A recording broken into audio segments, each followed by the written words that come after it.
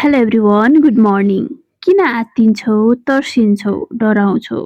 किन पिरो लिन्छौ, रुन्छौ, कराउँछौ? समय नभएको हो र नआएको हो। पाना पल्टिनु नै छ, बाटो भेटिनु नै छ। छरिएकै समेटिन हो, भत्किएकै जोडिन हो। हरेक कुरा नराम्रो हुनु भनेकै भोलिको दिनलाई राम्रो बनाउनको लागि हो। हरेक कुरा अप्ठ्यारो लाग्नु भनेकै भोलिको दिन सहजता हुँदाखेरि त्यो सहजताको मूल्य जान्नु हो। हरेक चिज तितो लाग्नु मिठोको महत्त्व थाहा पाउन हो। हरेक चिज दुःख पाउनु नै सुख पाउँदाको क्षणमा हामीले त्यो सुखलाई महसुस गर्न सक्नु हो।